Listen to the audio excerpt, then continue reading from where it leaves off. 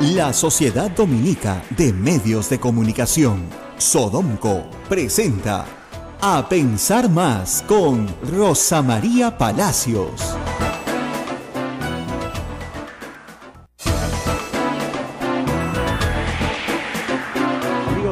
Bienvenidos, esta es una nueva emisión de A Pensar Más con Rosa María Palacios en las emisoras de la Sociedad Dominica de Medios de Comunicación Sodomco, integrada por Radio Santo Domingo en Chimbote, Radio San Martín Arequipa, Radio Veritas CRTV Cusco, Radio Cepagua Ucayali, también con nuestros amigos de Radio Quillabamba en La Convención y Radio Madre de Dios en Puerto Maldonado.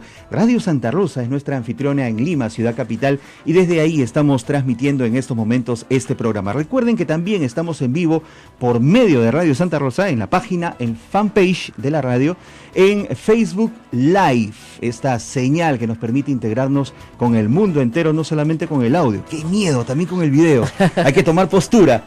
Buenos días a todos. He tenido dificultades para entrar. A veces esto es un convento demasiado cerrado, ¿no? En modo clausura. En modo clausura estábamos hoy día. Tocaba todas las puertas y nadie me abría. Y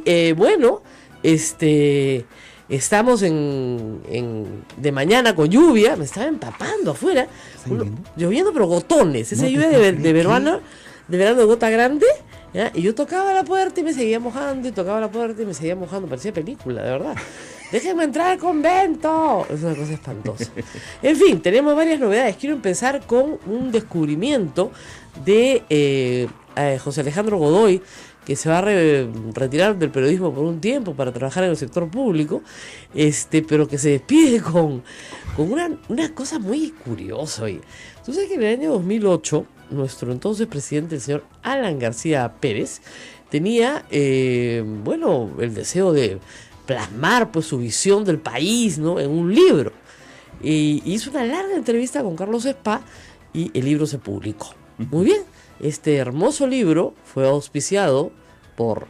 No. Sí. No te puedo creer. Eso es increíble. Fue auspiciado por Odebrecht. Entre otras concesionarias, ¿no? Fue auspiciada por Odebrecht. Y las fotos incluso fueron prestadas por Odebrecht también, algunas de ellas. ¿No te parece increíble? No los conozco, no sé quiénes son, hay unas ratitas ahí. Pero el Cristo, el libro, ¿no? Perdóname, el Teatro Nacional, ya, demasiadas donaciones, ¿no? Para que no los conozca, para que no conozca a nadie, ¿no? Y nos tengan hablando tonterías en vez de estar hablando de, como dicen, el pez más gordo de todos.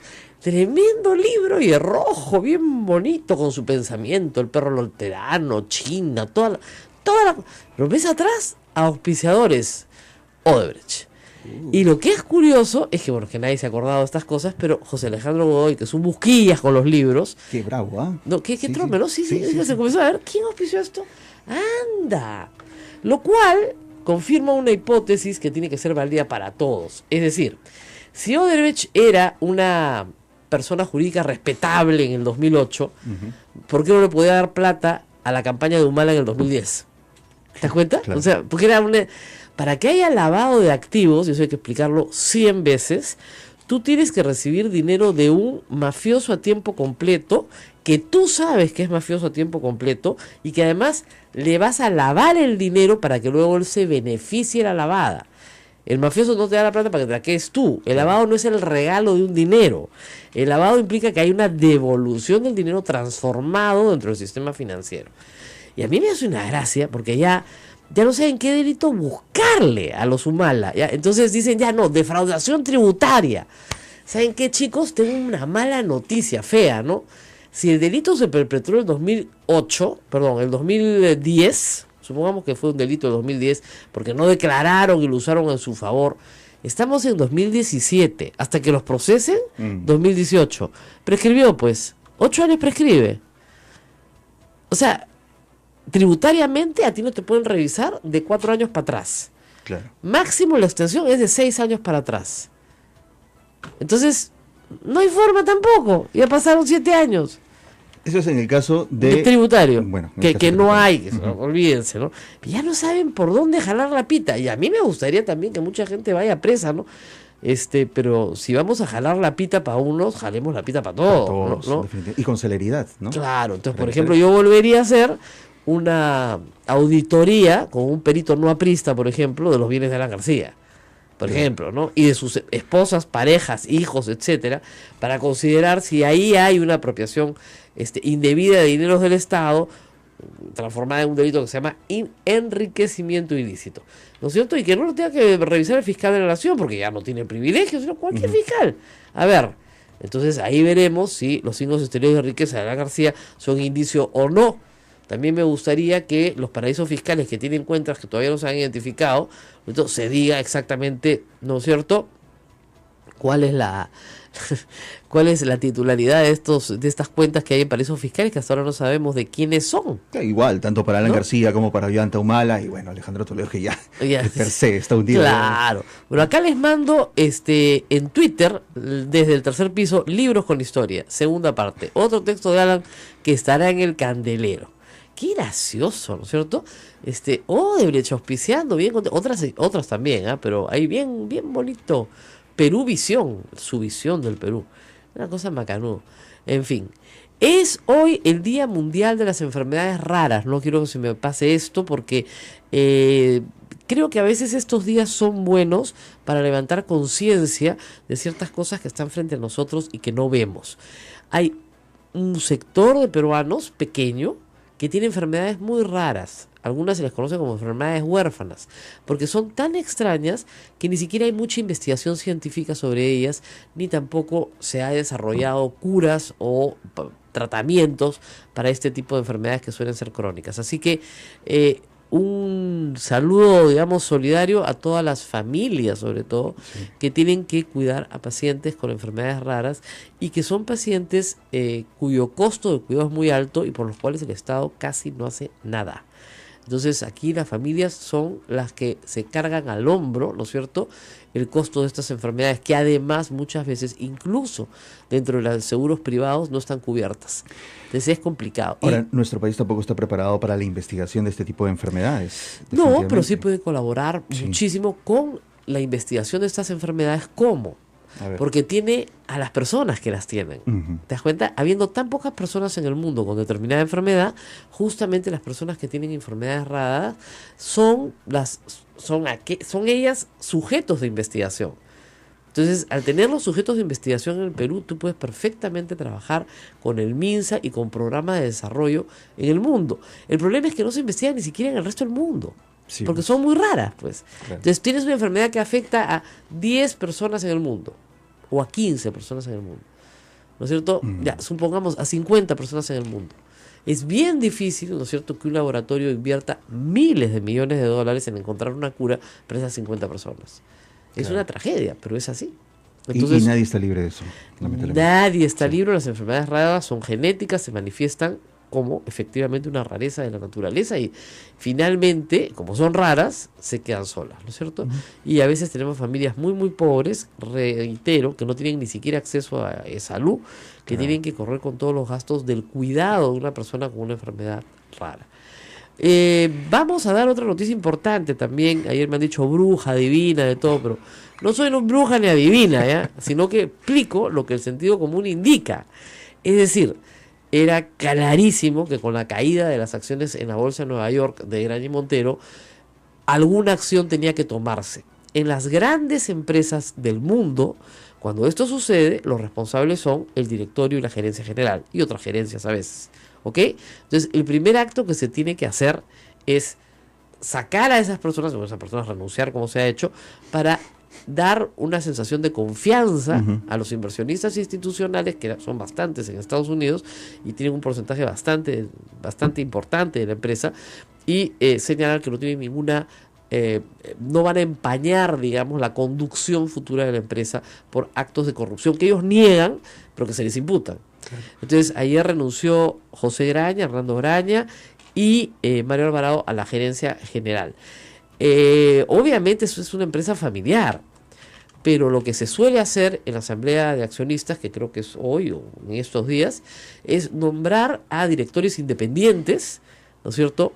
E incluso inversionistas importantes como las AFPs nombran a su propio director para poder tener un manejo completamente independiente de la familia de la empresa, ¿no? Y de esa forma tratar de salvar el valor de la acción. Esperemos que hoy suba, porque si bien no afecta significativamente a los fondos de los AFPs, también es cierto que hay una afectación al patrimonio de los pensionistas, y eso no puede tampoco pasar así nomás, ¿no? Como dicen, como colado. 26.51% de pérdida de gas. Claro, pero tú puedes tener un repunte en 2 años de la misma cantidad de dinero. Y es precisamente esa la acción que se tomó en el directorio. Más bien, ¿no? Este es el momento de comprar acciones que están en el suelo. Pues, ¿no? Si tuvieras plata, ¿qué acciones compras? Esa. Porque es una empresa sólida, finalmente. Lo que tiene en este momento es un problema de reputación muy grave. Entonces, eso es lo que se está afectando. Eso es noticia hoy día. ¿Qué más es noticia? Bueno, ayer en la comisión Lavallato se presentó el doctor Juan Monroy, que es procesalista en realidad, y según él no, o sea, cuando se aprueba la concesión de la interoceánica, acá está Fernando Olivera, ha recordado toda la historia, había un problema, había un obstáculo para que tanto Odebrecht como Graña y Montero fueran postores, y el obstáculo es que tenían un pleito con el Estado, y si tú tienes pleito con el Estado, no puedes ser postor. El tema es que ellos no tenían un pleito del Estado porque ellos fueran los infractores, sino porque ellos estaban reclamándole un dinero al Estado que no les habían pagado. Entonces, el informe señalaba que cuando esto sucedía, en realidad tú eras una víctima del Estado y no eras su agresor, ¿no es cierto? Tú no estabas agrediendo al Estado con una acción, sino que estabas tratando de cobrar lo que no se te había pagado. Así es. Por lo tanto, era válida, ¿no es cierto?, la participación de Odebrecht y Graña y Montero. Tan es así que posteriormente se saca una ley para convalidar toda esta situación y que participen. Entonces, bueno, eso fue lo que pasó. Pidieron informes a varios estudios de abogados, uno de ellos fue el doctor Juan Monroy, pero él dice que él no presentó ese informe el 4 de agosto, sino que lo presentó 8 días después. O sea, 4 más 8, 12. Y que no entiende por qué adulteraron la firma para poder justificar esto. ¿No es cierto? En fin. Tengo también una nota de prensa que me envía curiosa, no la había visto, que me la envía les voy a decir, Luis Fabre. No es su verdadero nombre, estaba tratando de recordarle, es Felipe Huermus, pero es el nombre que usa, ¿no? Y sobre la campaña, sobre varias campañas en las que ha trabajado, entre ellas la del presidente Humala. Dice, en relación a las noticias publicadas en la prensa peruana referentes a la campaña presidencial del 2011, cabe el siguiente esclarecimiento. Fui contratado en enero de 2011 por la empresa FX Comunicación Global, empresa de la cual nunca fui socio, para trabajar en la campaña del candidato Ollanta Humala. Miren, esto es cierto, porque el que contrata a esta empresa es Salomón Lerner. Lo hace en enero del 2011, pues estaban desesperados. Ollanta Humala estaba muy atrás en las encuestas. Y regreso al tema que comentábamos ayer. ¿Por qué Odebrecht les daría $3 millones en mayo del 2010? Cuando no valían nada, además cuando estaban entusiasmadísimos dándole plata a Alan García para su Cristo, para su libro, para otras cosas, ¿no es cierto? Bueno, ¿qué más dice Luis Fabre? Trabajé en dicha campaña como es de público conocimiento y fui responsable de la creación de sus spots publicitarios. No participé de ninguna reunión sobre financiamiento de dicha campaña electoral y no recibí ni me fue solicitado entregar dinero para los responsables de dicha campaña. Por último, reafirmo lo ya declarado en 2006 a la comisión presidida por Juan Pari. En relación a las empresas brasileñas mencionadas, Odebrecht, Camargo Correa, OAS, Andrade Gutiérrez y Queiroz Galbao, cabe informar a la comisión que no tengo y nunca he tenido relación laboral, contractual o comercial con ninguna de ellas y que nunca he recibido algún pago de dichas empresas. Deseo agregar que no tengo ni tampoco he tenido cualquier relación laboral, contractual o comercial con ninguna empresa brasileña que tenga inversiones en el Perú. Eso es lo que dice Luis Fabre. Ahora, ¿cómo probamos que él cargaba la plata? ¿No es cierto? Entonces, sí, la verdad es que esto es muy claro y esperemos que se ratifique en lo que digan los demás. Barata no ha dicho que Fabre era el que cargaba la plata, ¿no es cierto? Hasta donde yo sé, aun cuando en varias publicaciones peruanas los indican a él como una especie de mula o correo de dinero en efectivo. Lo cierto es que él entra a la campaña en enero del 2011. ¿Y por qué lo sé? Porque cuando él entra a la campaña le prohíben a Humala darme entrevistas. Nunca más me dio una entrevista. No le era conveniente. La última entrevista que me da un mal a mí es justamente las primeras semanas de enero del 2011. Yo creo que Fabre vio y dijo, no vuelve más a este programa. ¿Ya? Entonces simplemente nunca más me dieron una entrevista, de verdad. A partir de que Fabre aparece. ¿Ya? ¿Por qué sería? Porque quería ganar las elecciones, supongo, ¿no? Pero en fin, entonces sí recuerdo claramente los hechos, ¿no? No son hechos a los que no pueda recordar. Así que nada, vamos a hacer una pausa, hay mucho más por contar. El país está muy involucrado en un tema policial, pero vamos a salir de los temas policiales y vamos a los temas nacionales. El tema de Chinchero también está en agenda, una nueva suspensión de la obra en el aeropuerto, y una controversia nuevamente en el Congreso que amenaza arrasar con el vicepresidente de la República y ministro de Transportes, Martín Vizcarra. Así es. Es la próxima víctima. Se oyen las voces de censura. No, y además es interesante porque se unen, la moción la presenta Acción Popular, no la presenta el Fujimorismo. Claro. Obviamente la izquierda va a buscar censurarlo, porque si no lo busca censurar, la izquierda queda mal. No tendría razón de ser. Exactamente, ¿para qué está? Y con los votos del Fujimorismo simplemente el hombre está quemado. ¿Ya? Y era la carta de sacar adelante infraestructura muy importante para el Perú. Como lo hizo bien en Moquegua, el presidente confiaba muchísimo en que Vizcarra pudiera sacar adelante todos los proyectos de infraestructura que hay que sacar, que no son pocos, y simplemente lo van a quemar, como han quemado al ministro de Educación. La maldición de Saavedra, ¿no? 27% tiene popularidad el presidente, se le dijo, se le advirtió. Y nuevamente viene aquí algo que conversé anoche, pueden verlo, voy a tratar de colgarlo, en una conversación muy interesante con Steven Levitsky y los estudiantes peruanos en Harvard. Se reunieron en una clase y tuvimos una conversación de 1 hora y media por Skype. Bien interesante la experiencia. Y ellos, bueno, obviamente desde la distancia, desde Boston, están muy preocupados por lo que pasa en el Perú. Y varios de estos temas de los que hablamos aquí en la mesa todos los días fueron conversados anoche. Claro. Así que les voy a pasar el link. Pero, miren, la situación de corrupción en el Perú tiene un problema bien grave. No hay un líder en este momento anticorrupción. Hoy día lo dice Mirko Lauer en su columna también. No hay una cara. Nadie es el líder anticorrupción. Ese espacio está vacío. Entonces hay que preguntarse si se va a llenar con Verónica Mendoza, con Julio Guzmán.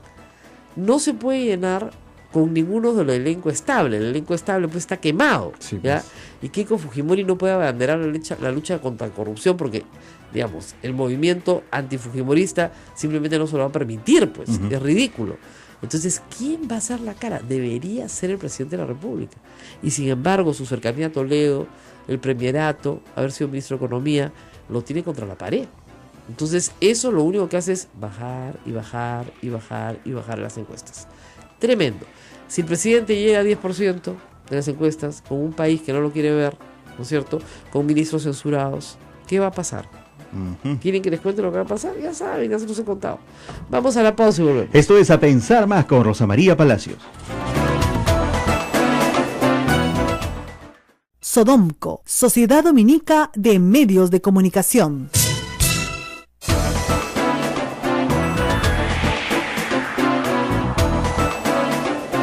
Mañana, 8 de la mañana con 20 minutos, continuamos. Esto es A Pensar Más con Rosa María Palacios. Bueno, seguimos conversando sobre hechos importantes. Cusco preocupado, nuestros oyentes del Cusco seguramente estarán preocupados. Se ha postergado el inicio de las horas en Chinchero de nuevo 3 meses, porque la Contraloría tiene que decir algo, porque el Congreso tiene que decir algo. Vamos a estar con Johnny Lescano en un momento, miembro del grupo, la bancada de Acción Popular, que ha presentado ayer una moción, digamos, de interpelación ya completa, con 27 preguntas para el ministro de Transportes, en la que se encuentra básicamente el caso Chinchero, que se ha convertido en la bandera de lucha de Víctor Andrés García Belaúnde. No sé por qué no le interesa a Odebrecht, o no le interesa a García, no, eso no le interesa, pero esto sí le interesa. Entonces lo ha convertido en un caballito de batalla, que es una estrategia lógica en un político, ¿no? a ver si el gobierno no se da cuenta que faltan políticos para responder políticamente a los ataques políticos y desarrollar su propia agenda política, que el gobierno parece que no la tuviera.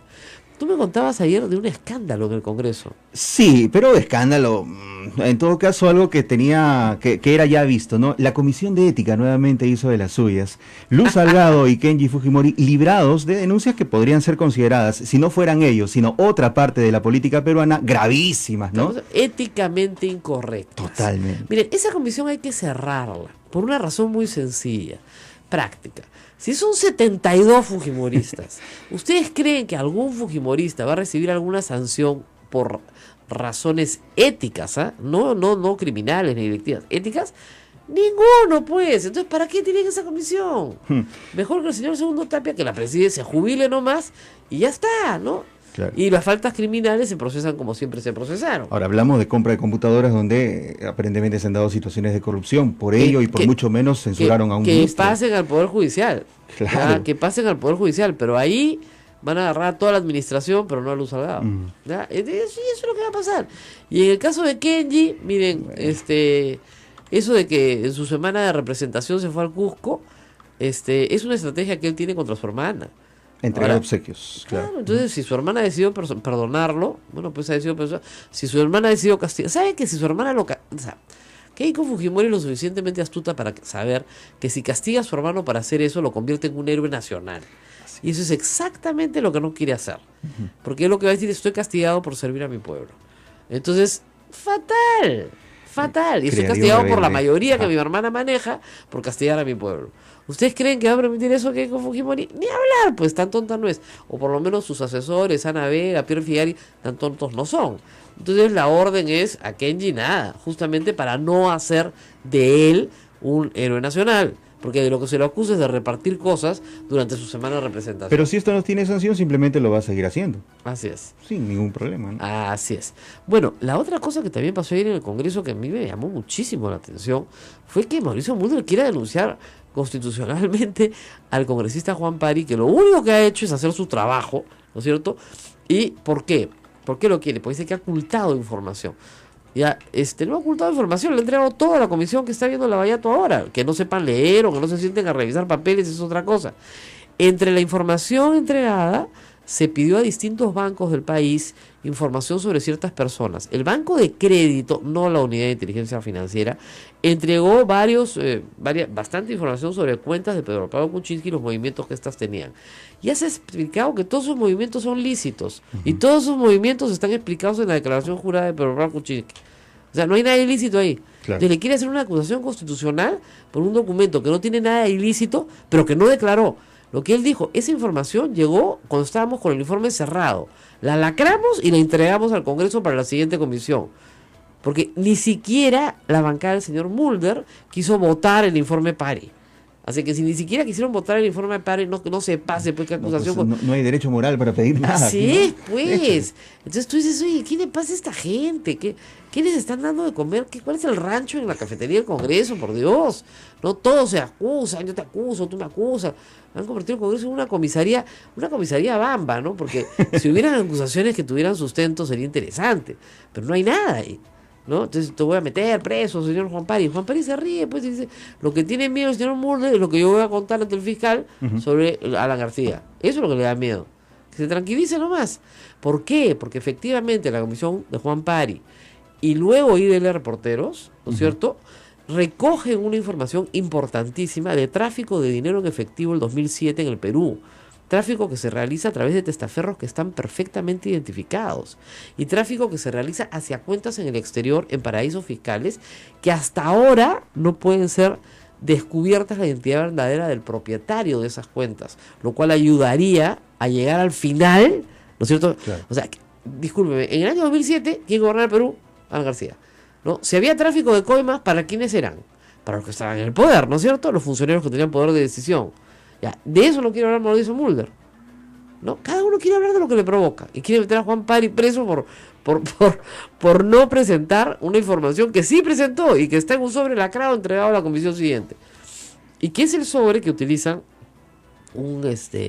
aprista conocido aparentemente en Nueva York, para hacer un informe que dice FBI investiga. FBI no investiga, él se presentó en la puerta del FBI y dejó un papel, ¿no? Lo pueden haber recibido, lo pueden haber tirado a la basura. Claro. ¿Ya? Entonces, y es el mismo papel que está en el sobre de la Comisión Pari, que es la plata de Kuczynski, su plata personal, sus ganancias de su trabajo registrada, ¿no? Entonces, ¿cuál es el problema?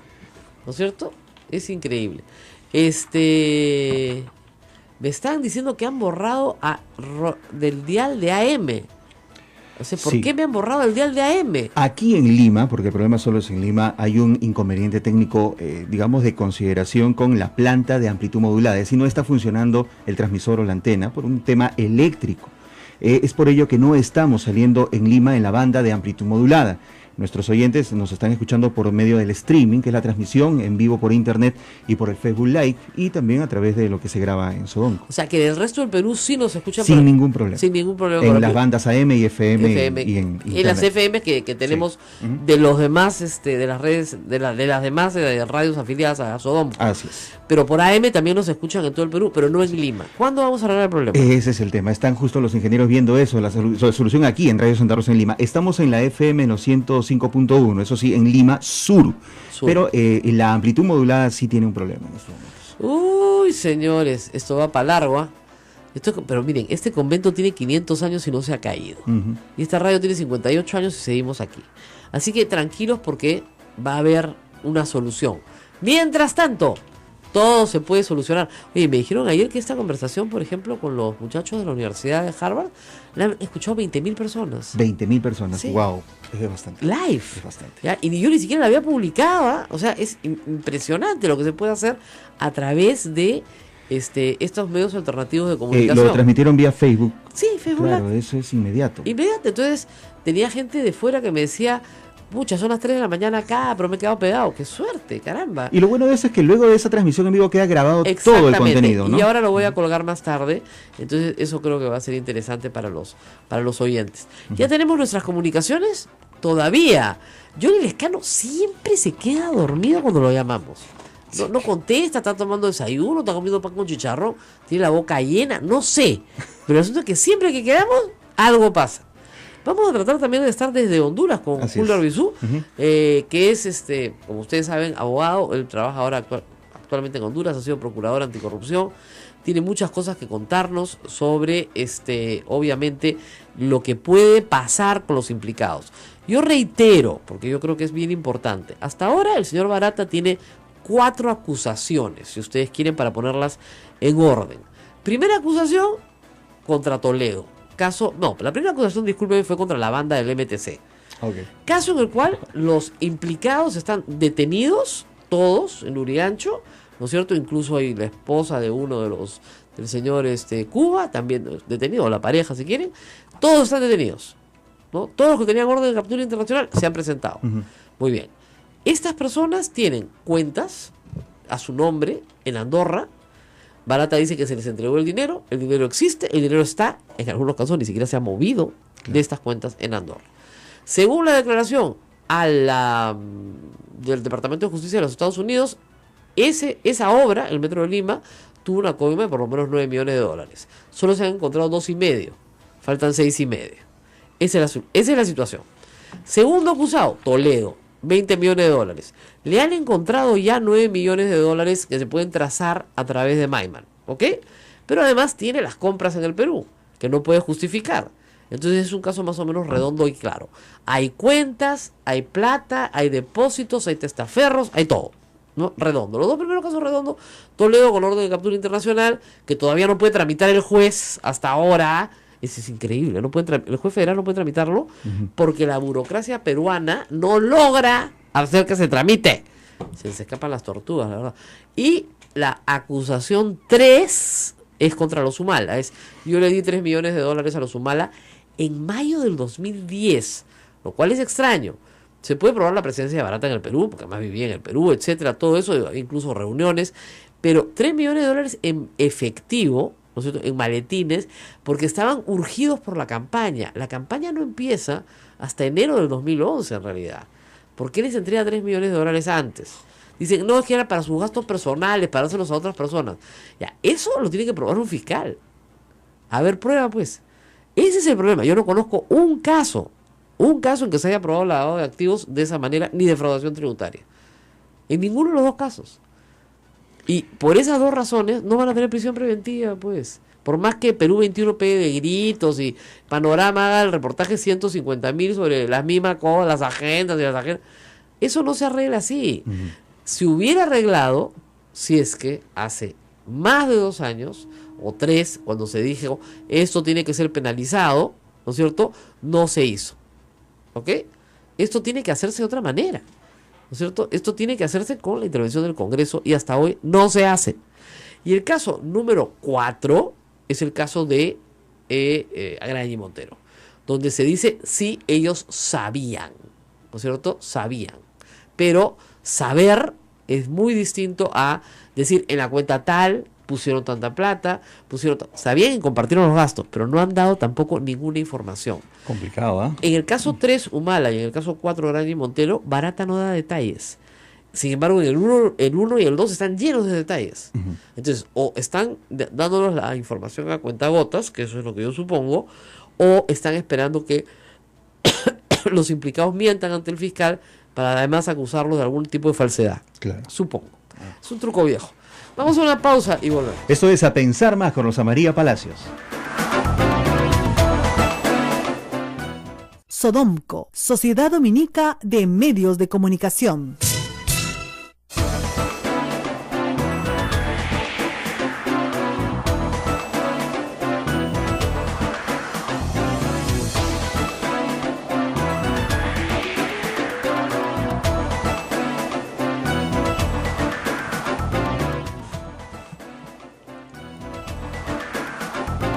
Continuamos, amigos. Esto es A Pensar Más con Rosa María Palacios en las emisoras de la Sociedad Dominica de Medios de Comunicación. Bueno, y tenemos en la línea telefónica a Julio Arbizú, ex procurador anticorrupción. Hoy reside y trabaja en Honduras, pero siempre está pendiente de las noticias en el Perú. Gracias por estar con nosotros.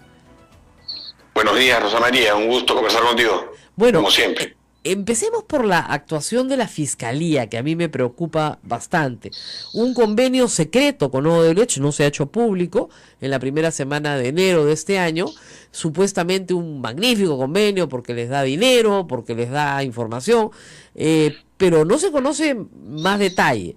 Luego, información a cuentagotas que se va filtrando, muy completa en el caso de Toledo y en el caso de la banda del MTC durante el gobierno aprista, muy incompleta en el caso de Ollantumala, muy incompleta en el caso de Agraña y Montero. ¿Qué está pasando con la Fiscalía? ¿Por qué se está comportando de esta manera? En su experiencia, ¿qué es lo que nos quiere decir la Fiscalía que no estamos entendiendo? Mira, Rosa María, yo estoy muy preocupado por esto que tú mencionas. Aquí solamente hay dos posibilidades. Es que, desde un punto de vista objetivo, digo, ¿no? Una, que los colaboradores o el colaborador de la Fiscalía esté dando información parcial, es decir, se esté reservando, se esté guardando cierta información, o que la Fiscalía, porque no para nadie debería ser una duda que la filtración de la información hacia la prensa sale de la Fiscalía peruana, está seleccionando los casos que quiere filtrar o las delaciones que quiere filtrar. Entonces, lo que yo estoy viendo por la forma en que llegan las noticias es que hay efectivamente, digamos, una aparente selectividad de las imputaciones, de las delaciones y por cierto, también de la comunicación de la Fiscalía con la opinión pública. Y esto, insisto, creo que es bastante preocupante, ¿no? Así es. Yo, la verdad que creo que deberían comunicarlo todo, o si es reservado, no comunicar nada, ¿no es cierto? Pero no tener esta información parcial, ¿no? Efectivamente, hay, digamos, la Fiscalía antes de esto ha defendido los fueros de una reserva de la investigación que no es, digamos, 100% defendible. En algún momento incluso el fiscal de la Nación ha dicho que podrían existir mecanismos de comunicación en la medida en que a la Fiscalía se le reclamaba el hecho de no tener ningún resultado más allá de los de lo que la prensa brasileña filtraba hacia el Perú y era eso a lo que podíamos tener acceso, pero digamos, ahora está ocurriendo algo probablemente mucho más nocivo que la propia desinformación, que es la información a cuentagotas, como tú decías, la información aparentemente seleccionada, la información que tiene que ver con determinados personajes y el silencio total respecto de otros que parecieran tener, digamos, no solamente por la impresión de un lego, sino para quienes conocemos del caso y para quienes conocemos de cómo se investiga un caso de media corrupción como este, pues bastante más responsabilidad, ¿no? Así es. Ahora, veamos también la Procuraduría. Los oyentes siempre se confunden. El procurador es el abogado del Estado, como agraviado en este caso. El fiscal es quien dirige, ¿no es cierto?, la acción penal y quien acusa, el juez, el que juzga y condena. La Procuraduría se ha reformado, han nombrado nuevos procuradores ad hoc solo para el caso Odebrecht. ¿Cómo ve esta situación? ¿Ha sido una buena idea partir la Procuraduría Anticorrupción y crear una Procuraduría ad hoc para este caso? Mira, Rosa María, yo creo que esto es algo incomprensible. La verdad es que he escuchado algunas de los argumentos de quienes han tomado esta decisión y sigo sin comprenderlo. El doctor Amado Benco y su equipo, porque tiene un equipo bastante numeroso, están en perfectas condiciones de hacerse cargo de un caso como este. No solo es eso, sino que además el doctor Enco tiene bastante más experiencia que cualquiera de las personas que se ha contratado para esta Procuraduría ad hoc. Pero no solo eso, mucho más. Me parece que apenas creada esta Procuraduría ad hoc, ni siquiera se ha previsto que ésta participe de los acuerdos, ¿no?, a través de los cuales se están produciendo las delaciones de las personas en Brasil. De esta manera, claro, no tenemos ninguna garantía. Claro, o sea, miren, la diferencia que yo observo, por ejemplo, es que la Procuraduría en la época del proceso Montesinos-Fujimori fue absolutamente proactiva y participaba en las confesiones de, por ejemplo, Martín de Pinchi Pinchi. O sea, participó activamente. Martín de Pinchi Pinchi primero busca al procurador y luego van a la fiscalía. Hemos perdido la comunicación, pero la vamos a retomar en un instante.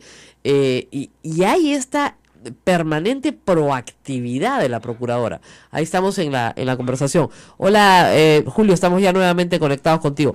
Decía yo que en el caso de Fujimori y Montesinos, por ejemplo, la Procuraduría participó en las confesiones que se hicieron, ¿no es cierto? Todas las personas que fueron colaboradores eficaces tenían presente durante la manifestación de la colaboración a un procurador que también hacía preguntas.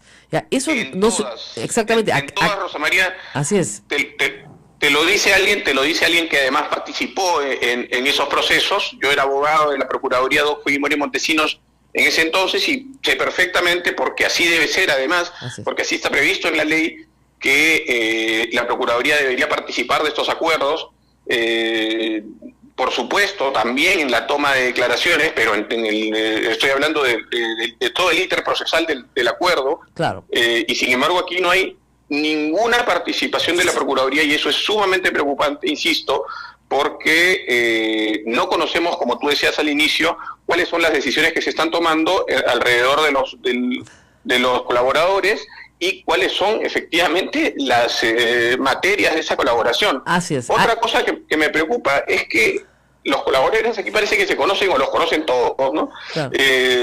Y eso, o sea, se conocen los colaboradores y sin embargo, bueno, que ya es una contravención a la propia norma, y se conocen sin embargo solamente una versión parcial de sus delaciones o de sus colaboraciones. Claro.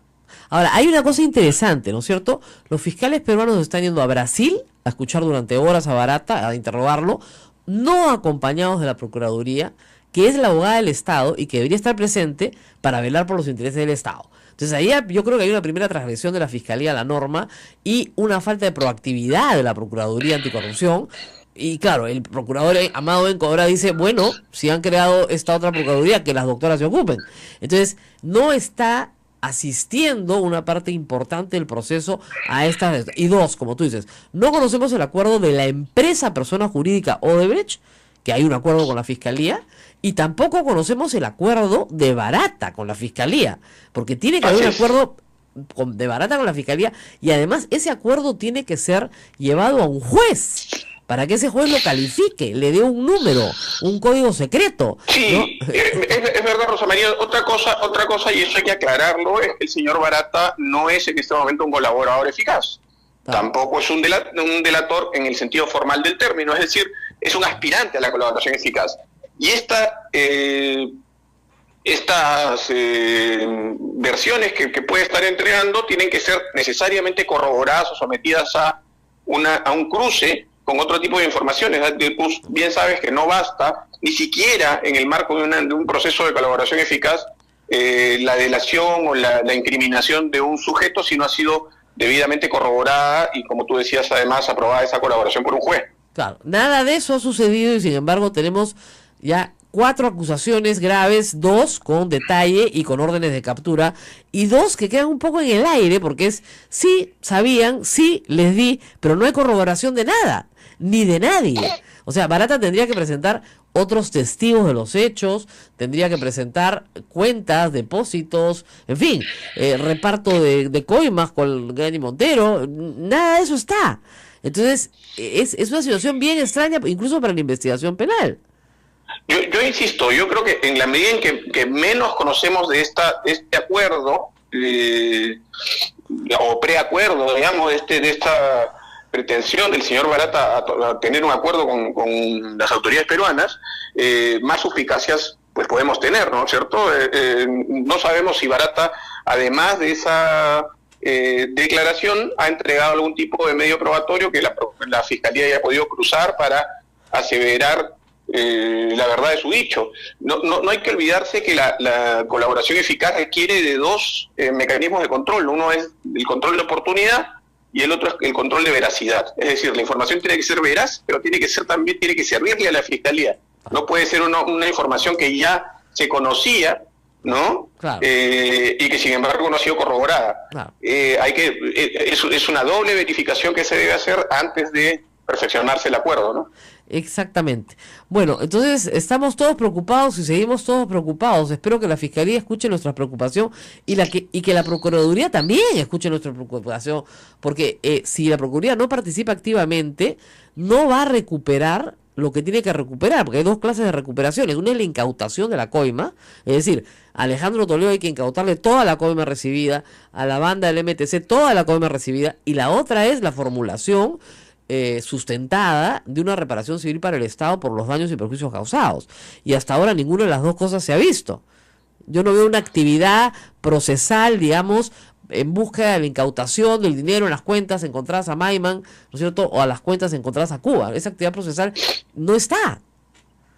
O no la conocemos. Mucho más grave todavía, yo hace unas semanas decía, no entiendo por qué, por ejemplo, los activos de Odebrecht no son embargados preventivamente. Así, yo lo dije en diciembre, estamos vamos a estar en marzo mañana y no hay un embargo. No entiendo por qué esto no ha ocurrido, es decir, estoy hablando de los activos de Odebrecht. Y Odebrecht ya está vendiendo, claro, el gobierno sacó este decreto de urgencia, para que no vendieran nada. Que le traspasa al mismo Estado la responsabilidad de resarcirse a sí mismo, pero que en realidad no está tomando las precauciones que debería tomar, y esto tendría que haber salido de la Procuraduría ad hoc recientemente creada, es decir, la decisión de solicitarle al juez, ¿no?, el embargo preventivo de los activos de Odebrecht que todavía le quedan, y eventualmente incluso pedir la nulidad de la venta de los activos a terceros, porque la empresa, los representantes de la empresa ya sabían de estas investigaciones al momento de hacer los traspasos. Claro. Entonces, y no se está tomando ninguna precaución. Claro, y no solamente de Odebrecht, sino de OAS, de Andrade Gutiérrez, o sea, de todas las demás. Es un trabajo duro, pero hay que hacerlo. Hay que solicitar todos los embargos preventivos. A mí lo que me preocupa es que el pacto con Odebrecht, persona jurídica, implica que no haya ninguna acción directa sobre la empresa. Es decir, que no haya allanamiento, que no la ha habido, que no haya incautación de documentación, que no la ha habido, que no hayan embargos, ni siquiera embargos en forma de administración, por ejemplo, de los flujos de las concesiones. Nada de eso hay. Y me preocupa que eso esté en el acuerdo y que nadie lo sepa. Porque tú tienes que decir, ya, perfecto, te concedo todo eso, pero ¿a cambio de qué?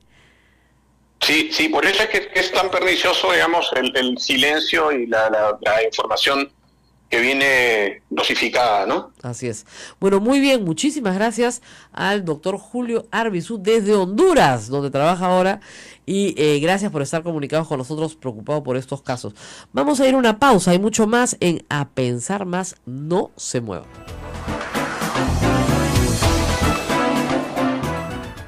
Sodomco, Sociedad Dominica de Medios de Comunicación. Somos la primera emisora católica del Perú. La primera en llevarte la mejor información, veraz y precisa, desde el mismo lugar de los hechos. Radio Santa Rosa, buenas nuevas en tu vida.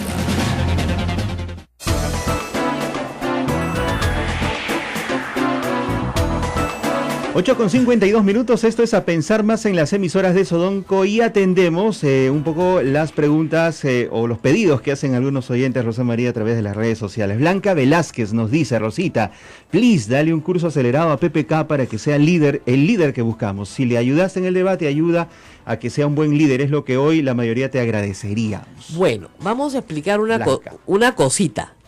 Yo al debate llegué como aterrizando, ¿no? Me llevó Gustavo Ritti, gracias a Tuesta, y claro, fue interesante, pero yo voy a donde me llaman, ¿no? O sea, uno va a donde le invitan, ¿no? Si no te invitan, ¿para qué vas a ir? Y recuerden que todo esto siempre fue ad honorem, jamás cobré un centavo, ni lo haría. Yo al presidente le puedo decir, cuando he podido decirle las cosas que pienso, se las he dicho con total libertad, pero con total libertad, creo que por eso respeta lo que digo. Pero sí, yo le he dicho en su cara que lo que estaba haciendo con Jaime Saavedra era un error fatal, y creo que va a seguir siendo una pesadísima herencia sobre su gobierno, porque lo que viene ahora es Vizcarra, y él ya tiene ahorita 27% de popularidad. Estamos entrando en un periodo difícil económico para el país, no se ve crecimiento que llegue al bolsillo de la gente. Y como dice Augusto Álvarez en su columna, esto parece la orquesta del Titanic, ¿no? O sea, todos siguen tocando los instrumentos y el barco se está hundiendo, ¿no? Y cuando llegue a un dígito en unos meses, vacarlo va a ser muy fácil. O sea, de verdad. Y lo que no están haciendo en el gobierno, habiendo gente brillante y bien intencionada y trabajadora, es mirarse a sí mismos y decir, ¿cómo hacemos para tomar el tema de corrupción en nuestras manos y convertirlo en una bandera de lucha real? Eso no se está haciendo. No se está haciendo. Y tiene que hacerse, ¿no es cierto? Desde el trabajo de la investigación policial. O sea, se tiene que hacer. Y no se está haciendo. Entonces, yo no veo al presidente, a pesar de algunas iniciativas muy interesantes, tomando en sus manos el proyecto presentado por la Comisión de Integridad, tomando en sus manos el proyecto presentado por Transparencia para modificar toda la legislación electoral, o presentando iniciativas así fuertes sobre el tema de contratación pública, que es la madre del cordero de toda la coima. O sea, tienes que sentarte y decir, ya, vamos a hacer esto, pero tienes que decirlo con firmeza y tienes que tomar acción, estar, ¿no es cierto?, en los sitios donde, o sea, ese puente trucho que te hicieron y se cayó, ya, tienes que estar parado sobre el puente, pues, diciendo, esto no va a volver a pasar. Eso es lo que le falta, es una estrategia de comunicación directa con la población que está viendo que hay obras mal hechas, que se hicieron caras. El presidente está parado sobre la interoceánica y decir esto no va a volver a pasar. Ir al lugar de los hechos, hablar con la gente que ve las obras, discutir sobre un nuevo sistema de contratación pública que se le ha pedido a gritos, discutir sobre la participación de funcionarios en esos sistemas de contratación pública. De verdad, ¿no? Y no puede ser, digamos, lo que observa la gente con furia es la impunidad. O sea, Toledo se pasea por San Francisco porque el juez no ha tramitado todavía en Estados Unidos su detención, ¿no es cierto? Ponen una recompensa de $100,000 por su ubicación, de $100,000 que cualquiera puede cobrar porque el señor se pasea por el Prado y todo el mundo le toma fotos, ¿ya? Entonces, para empezar. 2, Alan García impune completamente, dice que no tiene nada que ver con esa, no son sus ratas, que ya tienen sus propias ratas, etcétera. Y Ollantumala y Nadine Heredia perseguidos, nadie sabe por qué. Y el Perú sí tiene un presidente preso. Es uno de los pocos países de Latinoamérica que tiene un presidente preso hace 10 años. O sea, que puede exhibir eso como un triunfo de la justicia. Bueno, y si hay que meter a 3 presidentes presos, mejor. ¿Por qué? Porque así aprenderán a no robar, pues, ¿no? Y los que vengan sabrán que no se puede robar. Este es el fin de una clase política, del elenco estable de la clase política peruana. ¿Por qué? Porque se comprueba su vinculación con la corrupción. Y yo digo, de los últimos 30 años, el Perú ha sido gobernado 10 por el fujimorismo y 10 por el aprismo. Son responsables del 20%, o sea, de 2/3 de los gobiernos, de la vida política del Perú. Y yo creo que estos casos deberían ser su fin y su sepultura. Y no, o sea, Keiko Fujimori tiene el partido más fuerte en el Congreso de la República, ¿no es cierto? Completamente reivindicada, pues no hay ningún problema. Su papá está preso, ¿por qué importa? Y Alan García no tiene ninguna responsabilidad, a pesar de que hasta Odebrecht le publica hasta su libro, ¿no? Y los sonsos, o sea, los nuevos, los novatos, los que no saben hacerla, que son Toledo y Humala, ¿no? Esos sí están fritos. Sí se sobre la situación. Ahora, lo de Humala es hasta el momento completamente mediático. Nadine Heredia ya tiene 2 años de investigada por lavado de activos y hasta ahora no la acusan de nada. Una acusación, algo. Han dicho que les dieron $3 millones. Tampoco sirve para una acusación de lavado de activos. Por eso es que no los acusan, pues. O sea, en el caso de los demás, de Toledo y de los del MTC, orden de captura, listo, prisión preventiva, se inicia el juicio en cualquier momento. Acusación fiscal, vamos. En estos otros 2 casos, no hay nada. Nada. Y hay una dosificación de la información. Mientras tanto, en el mundo paralelo, ¿no es cierto?, el gobierno actual sigue completamente desconectado de esta situación y perdiendo popularidad día a día. Y con una oposición que se le ha armado en el Congreso, que ya no solamente es fujimorista, sino también tiene Acción Popular, ¿no es cierto?, y probablemente a la izquierda, bajándose a su ministro de Transportes y Comunicaciones de todas maneras. Y no es que yo tenga una bola de cristal, se lo van a bajar. Pero que se lo van a bajar, se lo van a bajar. Como van a comenzar a bajarse más decretos legislativos de los que se han bajado. Se bajaron el del MINSA y probablemente se bajen otros más. Porque hay que bajarse, pues. Porque hay que hacer oposición. Pero una vez que se instale el Congreso el 15 de marzo, olvídate. De Vizcarra no queda nada. Lo van a tratar igualito que a Saavedra, ¿no? La interpelación, que vaya, así que conteste las preguntas, que regrese, que vamos a pensarlo, que de repente no, que de repente sí. Lo censura de todas maneras. Ahora, que yo presumo que el tema de Chinchero no va. Porque ya está la presión del señor Víctor Andrés García Belaúnde y su grupo político, que son 5, ¿no es cierto? Y tal la presencia en medios acusando todo el día de corrupto a Martín Vizcarra, yo no sé con qué desesperación, no entiendo ya con qué desesperación, que finalmente probablemente ese proyecto se tenga que cancelar. Con lo cual va a ser una especie de conga. ¿Te acuerdas de conga? Claro, igualito. Sí. Y no va, pues. Entonces no son capaces ni siquiera de ejecutar un aeropuerto. ¿No? Ese es el problema, con una protesta social en el Cusco en la patada, ¿no? Terrible. Es cierto, que Víctor Andrés García Belaúnde está muy activo en los medios de comunicación, dando a entender ese punto de vista. Sobre este tema. Y ha perdido hasta un amigo por todo esto, ¿no? Sí, la grabación es terrible, pero él ha dicho algo que es falso en el Twitter. Ha perdido un amigo por el caso de su Chinchero. No ha perdido un amigo por el caso de Chinchero. Ha perdido un amigo por insultarlo, que es diferente. Al señor Guido Lombardi. A Guido Lombardi lo ha perdido por decirle que le hacía entrevistas complacientes a García. Y dijo, la única entrevista complaciente que he hecho es a ti, con los libros malos que has publicado. Se lo dijo en su cara. Entonces, él no ha perdido un amigo por el caso Chinchero, él ha perdido un amigo por insultar al amigo. Porque al amigo no se le insulta y menos en público. Y además hay una cosa que yo siempre he dicho, ofensas públicas, disculpas públicas. Y lo que le debe el señor García Belaúnde a Guido Lombardi es una disculpa pública. Porque él dijo que tú haces entrevistas complacientes. No ha hecho ninguna entrevista complaciente a García, porque probablemente ni siquiera se la dan. ¿Ya? Él tiene, en este caso, que dar disculpas. Pues no puede pasarse amparado en inmunidad insultando a todo el mundo. O sea, yo puedo discutir el contrato de Chinchero, el plazo de ejecución de la concesión me puede parecer muy largo, puedo tener dudas sobre la capacidad económica ¿no es cierto?, del ejecutante, pero lo que yo no le puedo decir es vendepatria pues al señor Vizcarra, porque uno de los socios en este proceso es chileno. O sea, ¿qué es esto? Vendepatria. Eso es muy feo. Bueno, nos acaban de avisar de un sismo en Ica de 4.7, chiquitito. No hay nada de qué preocuparse, pero de todas maneras hay que reportarlo siempre para estar siempre alertas, como nos gusta estar a nosotros. Como debe ser. Como debe ser. Oye, son las 9:01, se me pasó el programa. Nos vamos. Hasta Así mañana. es, hasta mañana.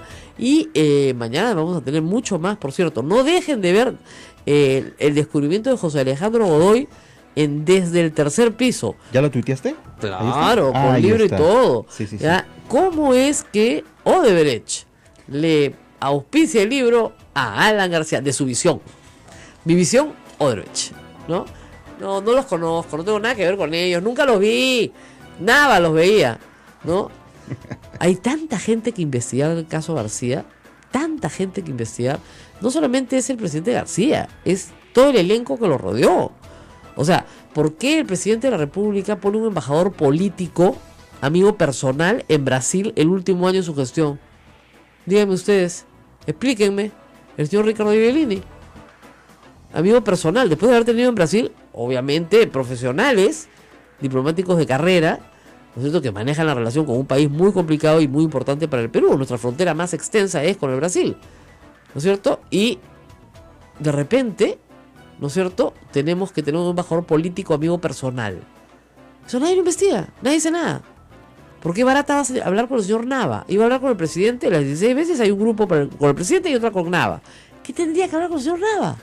Con el secretario general de Palacio. ¿El avance de las obras? ¿Acaso el señor Barata era pues ingeniero constructor? Era el relacionista público de Odebrecht. Y el que llevaba y traía. Y reconocido por él. O sea, podía reconocerlo todos que son corruptos. O sea que no hay nada más que decir. ¿Por qué nada de esto se investiga? ¿Dónde está la fiscalía, no es cierto, citando a estas personas? No está, pues. No está. Ese es el problema, ¿no? Y Mauricio Müller amenaza al gran estilo aprista a denunciar constitucionalmente a Juan Pari. Ese es el estilo del APRA, empapelarte en el Poder Judicial, donde ellos controlan el Poder Judicial. Hasta que finalmente te absuelven de todo y sales libre de todo porque no hay nada, pues, estilo aprista. Ojalá que con este caso realmente esa práctica realmente viciosa se acabe, ¿no? La amenaza de yo te denuncio, yo te denuncio, yo te denuncio. ¡Denuncia, pues! Como si alguien tuviera miedo al Poder Judicial, por Dios. Bueno, nos vamos y regresamos mañana, Ismael. Mañana, 1 de marzo. Sí. Cuídense mucho, hasta mañana. Hasta mañana.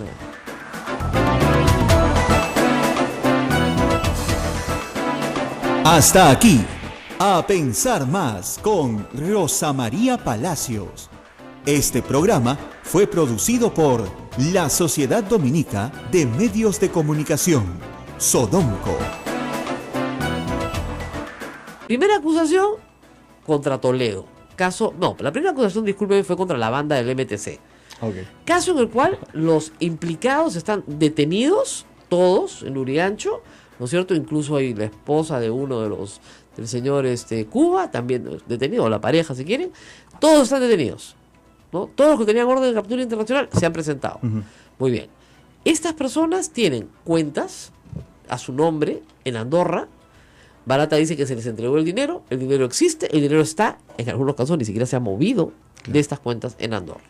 Según la declaración del Departamento de Justicia de los Estados Unidos, esa obra, el Metro de Lima, tuvo una coima de por lo menos $9 millones. Solo se han encontrado 2,5, faltan 6,5.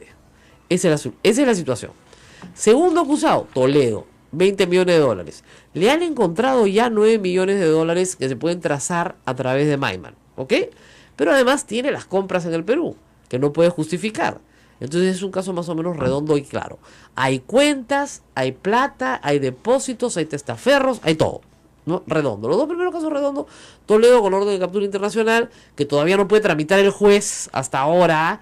Eso es increíble, el juez federal no puede tramitarlo porque la burocracia peruana no logra hacer que se tramite. Se les escapan las tortugas, la verdad. Y la acusación 3 es contra los Humala. Yo le di $3 millones a los Humala en mayo del 2010, lo cual es extraño. Se puede probar la presencia de Barata en el Perú, porque además vivía en el Perú, etcétera, todo eso, incluso reuniones, pero $3 millones en efectivo, ¿no es cierto?, en maletines, porque estaban urgidos por la campaña. La campaña no empieza hasta enero del 2011, en realidad, ¿Por qué les entrega $3 millones antes? Dicen, no, es que era para sus gastos personales, para dárselos a otras personas. Ya, eso lo tiene que probar un fiscal. A ver, prueba pues. Ese es el problema. Yo no conozco un caso en que se haya probado lavado de activos de esa manera, ni defraudación tributaria. En ninguno de los dos casos. Y por esas dos razones no van a tener prisión preventiva, pues. Por más que Perú 21 pegue de gritos y Panorama haga el reportaje 150.000 sobre las mismas cosas, las agendas y las agendas. Eso no se arregla así. Se hubiera arreglado si es que hace más de 2 años o 3, cuando se dijo esto tiene que ser penalizado, ¿no es cierto? No se hizo. ¿Ok? Esto tiene que hacerse de otra manera, ¿no es cierto? Esto tiene que hacerse con la intervención del Congreso y hasta hoy no se hace. Y el caso número 4 es el caso de Agraña y Montero, donde se dice sí, ellos sabían, ¿no es cierto? Sabían. Pero saber es muy distinto a decir en la cuenta tal pusieron tanta plata, sabían y compartieron los gastos, pero no han dado tampoco ninguna información. Complicado, ¿ah? En el caso 3, Humala, y en el caso 4, Agraña y Montero, Barata no da detalles. Sin embargo, en el 1 y el 2 están llenos de detalles. Entonces, o están dándonos la información a cuentagotas, que eso es lo que yo supongo, o están esperando que los implicados mientan ante el fiscal para además acusarlos de algún tipo de falsedad. Claro. Supongo. Es un truco viejo. Vamos a una pausa y volvemos. Esto es A Pensar Más con Rosa María Palacios. Sodomco, Sociedad Dominica de Medios de Comunicación.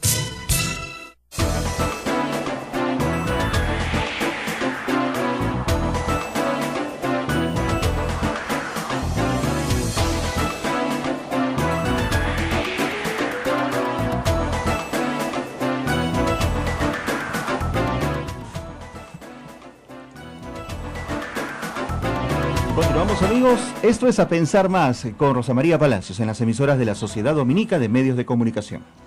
Bueno, y tenemos en la línea telefónica a Julio Arbizú, ex procurador anticorrupción. Hoy reside y trabaja en Honduras, pero siempre está pendiente de las noticias en el Perú. Gracias por estar con nosotros. Buenos días, Rosa María, un gusto conversar contigo, bueno, como siempre. Empecemos por la actuación de la Fiscalía, que a mí me preocupa bastante.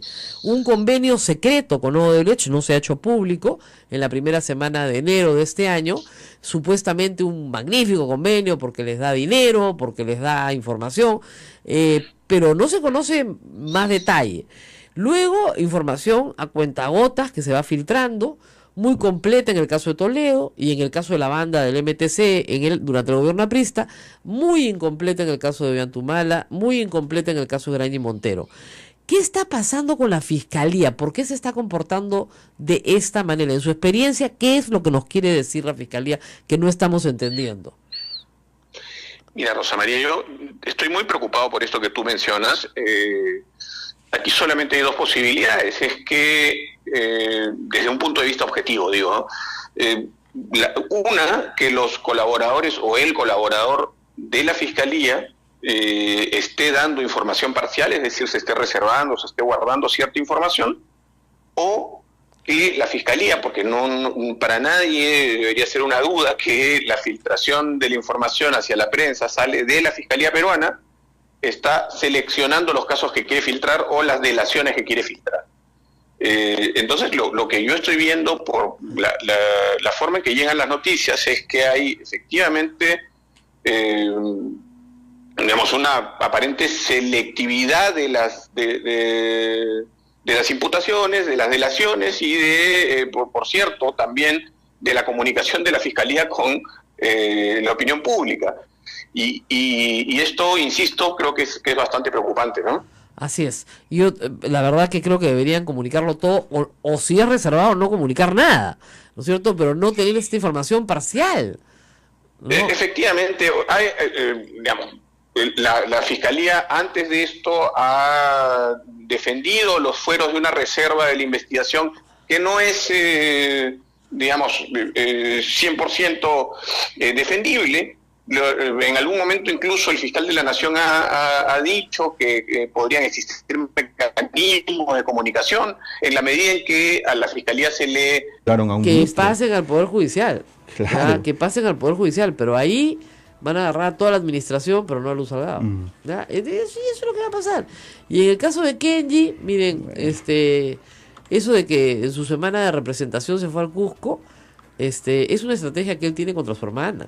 Entregar obsequios, claro. Entonces, si su hermana ha decidido perdonarlo, bueno, pues ha decidido si su hermana ha decidido castigar, ¿sabe que si su hermana o sea, Keiko Fujimori es lo suficientemente astuta para saber que si castiga a su hermano para hacer eso, lo convierte en un héroe nacional? Y eso es exactamente lo que no quiere hacer. Porque es lo que va a decir: estoy castigado por servir a mi pueblo. Entonces, fatal. Y estoy castigado por la mayoría que mi hermana maneja por castigar a mi pueblo. ¿Ustedes creen que va a permitir eso Keiko Fujimori? Ni hablar, pues tan tonta no es. O por lo menos sus asesores, Ana Vega, Pierre Figari, tan tontos no son. Entonces la orden es a Kenji nada, justamente para no hacer de él un héroe nacional. Porque de lo que se le acusa es de repartir cosas durante su semana de representación. Pero si esto no tiene sanción, simplemente lo va a seguir haciendo. Así es. Sin ningún problema, ¿no? Así es. Bueno, la otra cosa que también pasó ayer en el Congreso, que a mí me llamó muchísimo la atención, fue que Mauricio Mulder quiere denunciar constitucionalmente al congresista Juan Pari, que lo único que ha hecho es hacer su trabajo, ¿no es cierto? ¿Y por qué? ¿Por qué lo quiere? Porque dice que ha ocultado información. Ya, no ha ocultado información, le ha entregado toda la comisión que está viendo la Vallato ahora. Que no sepan leer o que no se sienten a revisar papeles es otra cosa. Entre la información entregada, se pidió a distintos bancos del país información sobre ciertas personas. El Banco de Crédito, no la Unidad de Inteligencia Financiera, entregó bastante información sobre cuentas de Pedro Pablo Kuczynski y los movimientos que éstas tenían. Ya se ha explicado que todos esos movimientos son lícitos y todos esos movimientos están explicados en la declaración jurada de Pedro Pablo Kuczynski. O sea, no hay nada ilícito ahí. Claro. Entonces le quiere hacer una acusación constitucional por un documento que no tiene nada ilícito, pero que no declaró. Lo que él dijo, esa información llegó cuando estábamos con el informe cerrado. La lacramos y la entregamos al Congreso para la siguiente comisión. Porque ni siquiera la bancada del señor Mulder quiso votar el informe Pari. Así que si ni siquiera quisieron votar el informe Pari, no se pase, pues, qué acusación. No, pues, no hay derecho moral para pedir nada. Sí, ¿no? pues. Entonces tú dices, oye, ¿qué le pasa a esta gente? ¿Qué les están dando de comer? ¿Cuál es el rancho en la cafetería del Congreso? Por Dios. No todos se acusan, yo te acuso, tú me acusas. Han convertido el Congreso en una comisaría bamba, ¿no? Porque si hubieran acusaciones que tuvieran sustento sería interesante. Pero no hay nada ahí, ¿no? Entonces te voy a meter preso, señor Juan Pari. Juan Pari se ríe, pues, y dice, lo que tiene miedo el señor Mulder es lo que yo voy a contar ante el fiscal sobre Alan García. Eso es lo que le da miedo. Que se tranquilice nomás. ¿Por qué? Porque efectivamente la comisión de Juan Pari y luego IDL Reporteros, ¿no es cierto?, recogen una información importantísima de tráfico de dinero en efectivo el 2007 en el Perú. Tráfico que se realiza a través de testaferros que están perfectamente identificados. Y tráfico que se realiza hacia cuentas en el exterior, en paraísos fiscales, que hasta ahora no pueden ser descubiertas la identidad verdadera del propietario de esas cuentas. Lo cual ayudaría a llegar al final, ¿no es cierto? Claro. O sea, discúlpeme, en el año 2007, ¿quién gobernaba el Perú? Alan García, ¿no? Si había tráfico de coimas, ¿para quiénes eran? Para los que estaban en el poder, ¿no es cierto? Los funcionarios que tenían poder de decisión. Ya, de eso no quiere hablar Mauricio Mulder, ¿no? Cada uno quiere hablar de lo que le provoca y quiere meter a Juan Pari preso por no presentar una información que sí presentó y que está en un sobre lacrado entregado a la comisión siguiente. Y que es el sobre que utilizan un aprista conocido aparentemente en Nueva York para hacer un informe que dice FBI investiga. FBI no investiga, él se presentó en la puerta del FBI y dejó un papel, ¿no? Lo pueden haber recibido, lo pueden haber tirado a la basura. Claro. ¿Ya? Entonces, y es el mismo papel que está en el sobre de la comisión Pari, que es la plata de Kuczynski, su plata personal, sus ganancias de su trabajo registrada, ¿no? Entonces, ¿cuál es el problema? ¿No es cierto? Es increíble. Me están diciendo que han borrado del dial de AM. O sea, ¿por qué me han borrado el dial de AM? Aquí en Lima, porque el problema solo es en Lima, hay un inconveniente técnico, digamos, de consideración con la planta de amplitud modulada. Es decir, no está funcionando el transmisor o la antena por un tema eléctrico. Es por ello que no estamos saliendo en Lima en la banda de amplitud modulada. nuestros oyentes nos están escuchando por medio del streaming, que es la transmisión en vivo por internet y por el Facebook Live, y también a través de lo que se graba en Sodom. O sea, que del resto del Perú sí nos escuchan Sin ningún problema. Sin ningún problema. En las bandas AM y FM. Y en las FM que tenemos de los demás, de las redes, de las demás radios afiliadas a Sodom. Así es. Pero por AM también nos escuchan en todo el Perú, pero no en Lima. ¿Cuándo vamos a arreglar el problema? Ese es el tema. Están justo los ingenieros viendo eso, la solución aquí en Radio Santa Rosa en Lima. Estamos en la FM 105.1, eso sí, en Lima Sur. Pero la amplitud modulada sí tiene un problema en estos momentos. Uy, señores, esto va para largo, ¿ah? Pero miren, este convento tiene 500 años y no se ha caído. Y esta radio tiene 58 años y seguimos aquí. Así que tranquilos porque va a haber una solución.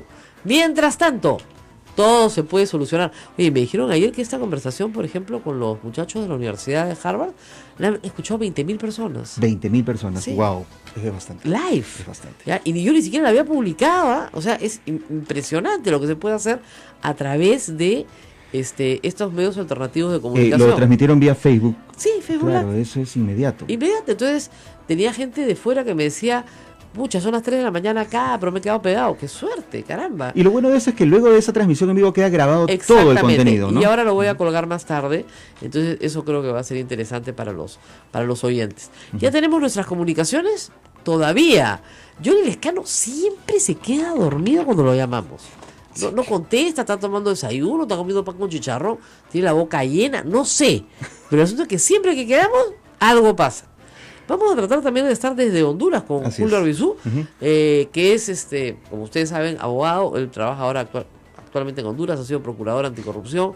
Tiene muchas cosas que contarnos sobre, obviamente, lo que puede pasar con los implicados. Yo reitero, porque yo creo que es bien importante, hasta ahora el señor Barata tiene 4 acusaciones, si ustedes quieren, para ponerlas en orden. Seamos solidarios a todas las familias, sobre todo, que tienen que cuidar a pacientes con enfermedades raras y que son pacientes cuyo costo de cuidado es muy alto y por los cuales el Estado casi no hace nada. Entonces aquí las familias son las que se cargan al hombro, ¿no es cierto?, el costo de estas enfermedades, que además muchas veces, incluso dentro de los seguros privados, no están cubiertas. Entonces es complicado. Ahora, nuestro país tampoco está preparado para la investigación de este tipo de enfermedades. No, pero sí puede colaborar muchísimo con la investigación de estas enfermedades. ¿Cómo?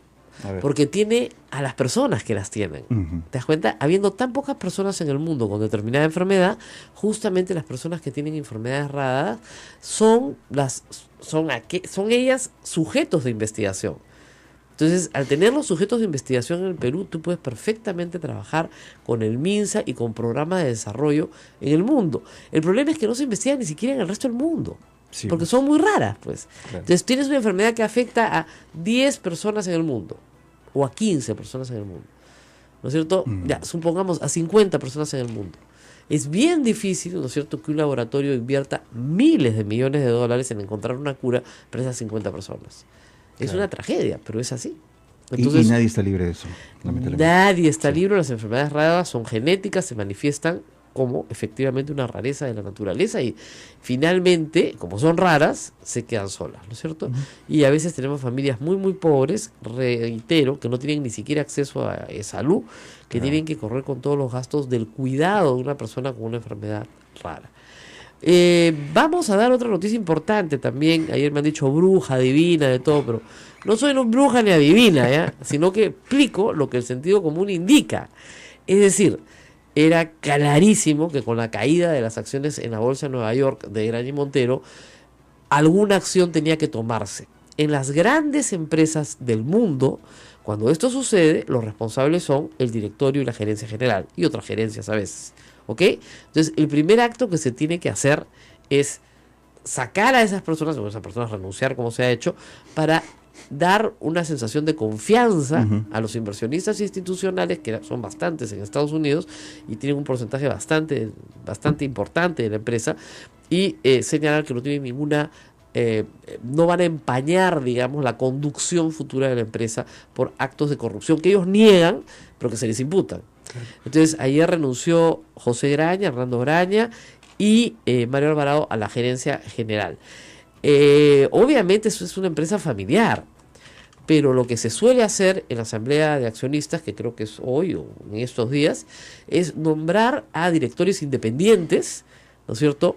E incluso inversionistas importantes como las AFPs nombran a su propio director para poder tener un manejo completamente independiente de la familia de la empresa, ¿no? Y de esa forma tratar de salvar el valor de la acción.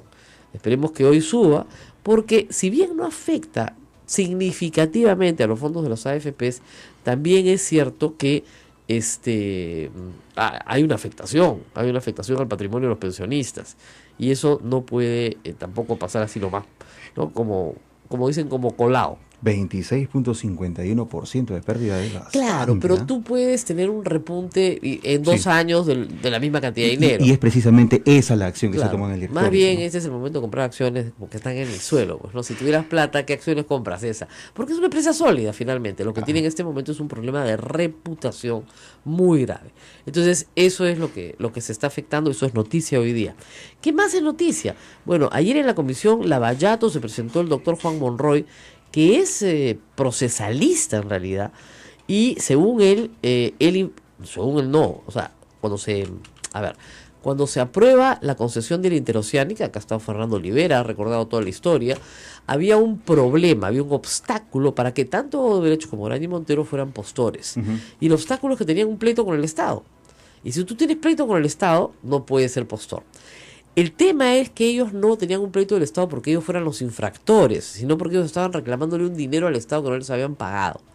Entonces, el informe señalaba que cuando esto sucedía, en realidad tú eras una víctima del Estado y no eras su agresor, ¿no es cierto? Tú no estabas agrediendo al Estado con una acción, sino que estabas tratando de cobrar lo que no se te había pagado. Así es. Por lo tanto, era válida, ¿no es cierto?, la participación de Odebrecht y Graña y Montero.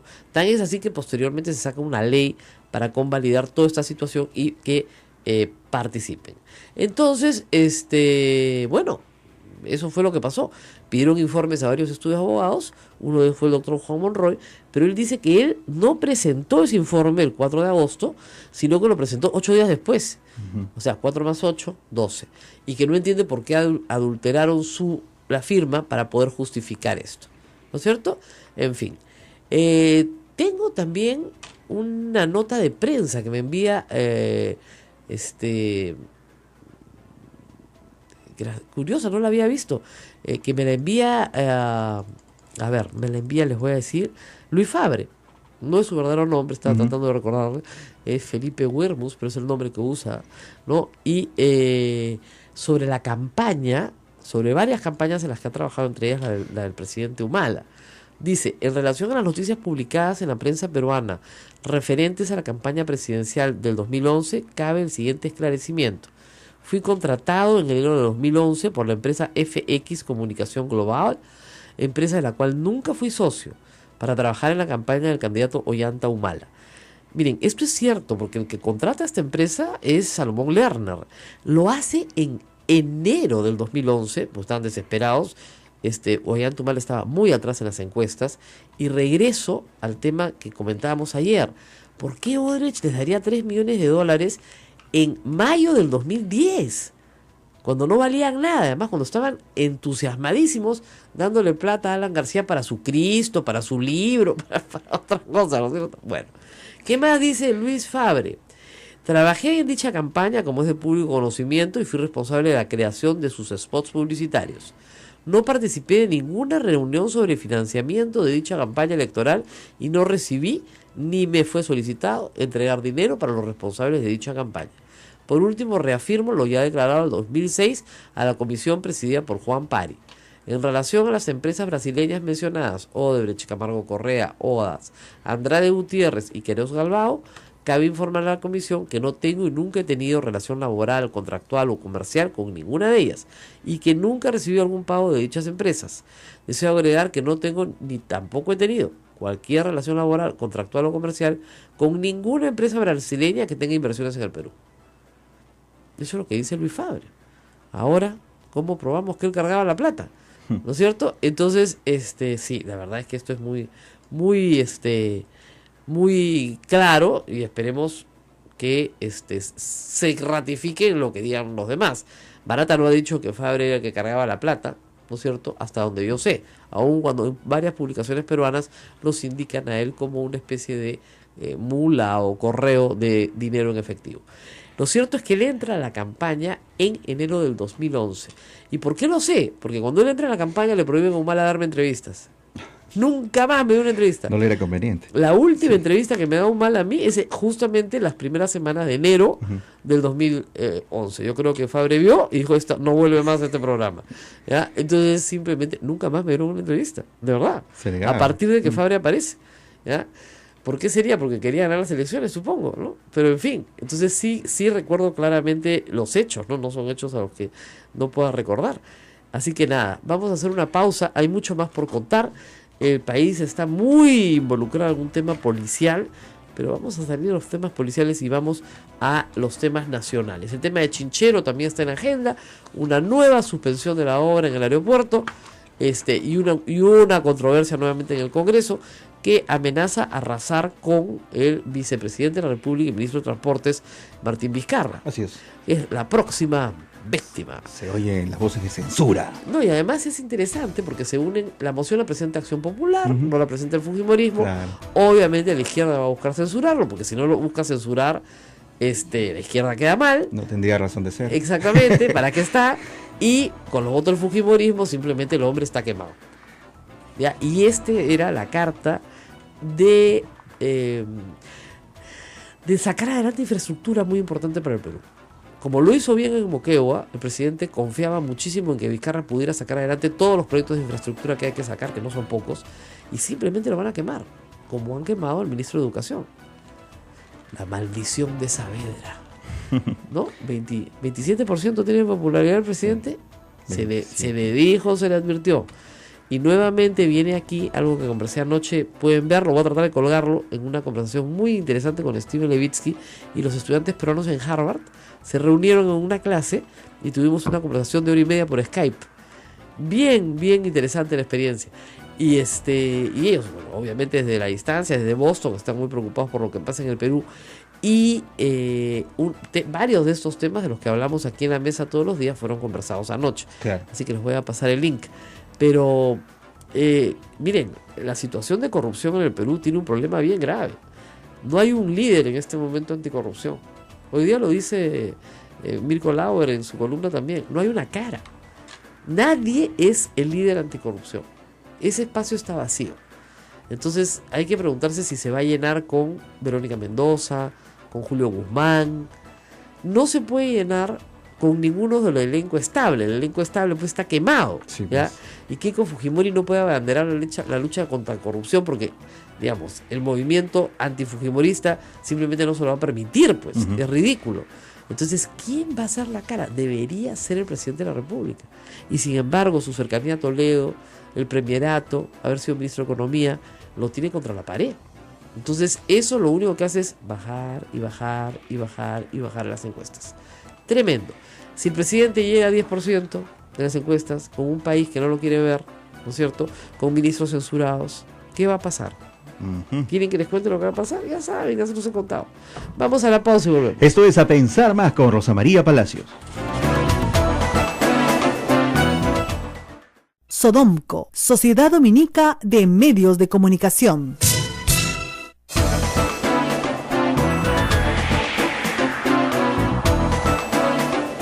Mañana, 8 de la mañana con 20 minutos, continuamos. Esto es A Pensar Más con Rosa María Palacios. Bueno, seguimos conversando sobre hechos importantes. Cusco preocupado, nuestros oyentes del Cusco seguramente estarán preocupados. Se ha postergado el inicio de las horas en Chinchero de nuevo 3 meses, porque la Contraloría tiene que decir algo, porque el Congreso tiene que decir algo. Vamos a estar con Johnny Lescano en un momento, miembro del grupo, la bancada de Acción Popular, que ha presentado ayer una moción, digamos, de interpelación ya completa con 27 preguntas para el ministro de Transportes, en la que se encuentra básicamente el caso Chinchero, que se ha convertido en la bandera de lucha de Víctor Andrés García Belaúnde. No sé por qué no le interesa a Odebrecht, no le interesa a García, no, eso no le interesa, pero esto sí le interesa. Entonces lo ha convertido en un caballito de batalla, que es una estrategia lógica en un político, ¿no? a veces el gobierno se da cuenta que faltan políticos para responder políticamente a los ataques políticos y desarrollar su propia agenda política, pero el gobierno parece que no la tuviera. Tú me contabas ayer de un escándalo en el Congreso. Sí, pero escándalo, en todo caso algo que que era ya visto, ¿no? La Comisión de Ética nuevamente hizo de las suyas.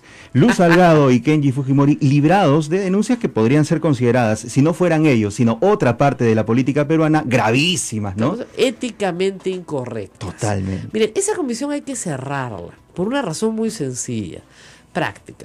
Si son 72 fujimoristas, ¿ustedes creen que algún fujimorista va a recibir alguna sanción por razones éticas, no criminales ni delictivas, éticas? Ninguno, pues. Entonces, ¿para qué tienen esa comisión? Mejor que el señor Segundo Tapia, que la preside, se jubile nomás y ya está, ¿no? Claro. Y las faltas criminales se procesan como siempre se procesaron. Ahora hablamos de compra de computadoras donde aparentemente se han dado situaciones de corrupción, por ello y por mucho menos censura. La Sociedad Dominica de Medios de Comunicación, Sodomco, presenta A Pensar Más con Rosa María Palacios.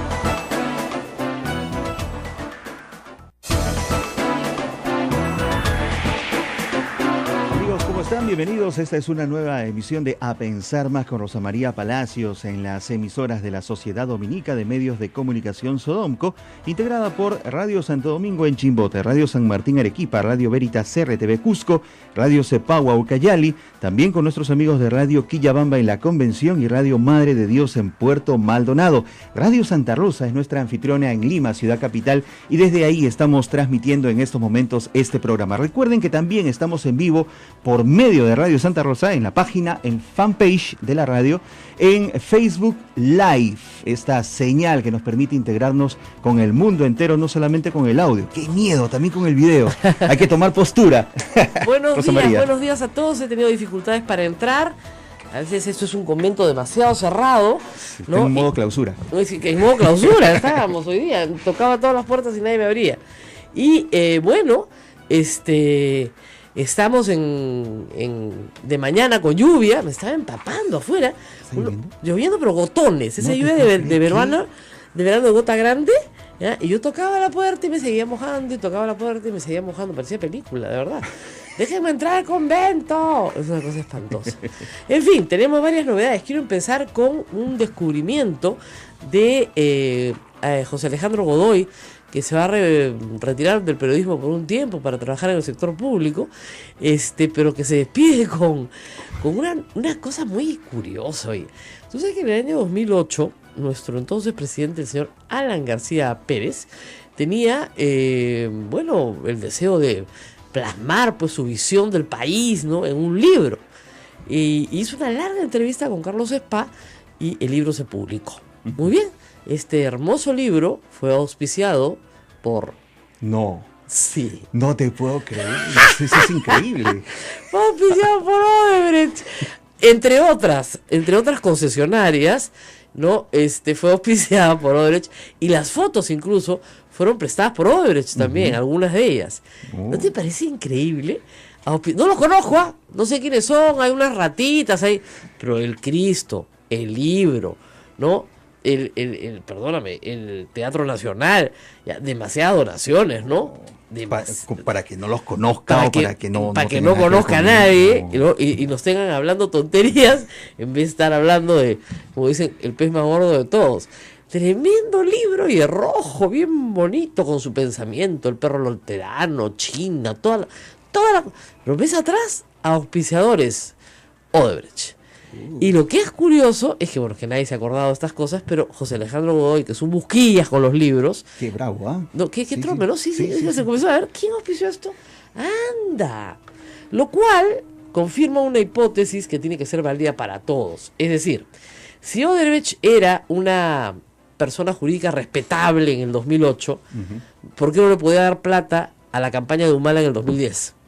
¿Te das cuenta? Claro. O sea, porque era para que haya lavado de activos, y eso hay que explicarlo 100 veces, tú tienes que recibir dinero de un mafioso a tiempo completo, que tú sabes que es mafioso a tiempo completo, y que además le vas a lavar el dinero para que luego él se beneficie de la lavada. El mafioso no te da la plata para que te la quedes tú. El lavado no es el regalo de un dinero. El lavado implica que hay una devolución del dinero transformado dentro del sistema financiero. Y a mí me hace una gracia porque ya no saben qué delito buscarle a los Humala. ¿Ya? Entonces dicen, ya no, defraudación tributaria. ¿Saben qué, chicos? Tengo una mala noticia fea, ¿no? Si el delito se perpetró en el 2010, supongamos que fue un delito de 2010, porque no declararon y lo usaron en su favor, estamos en 2017, hasta que los procesen, 2018. Prescribió, pues, 8 años prescribe.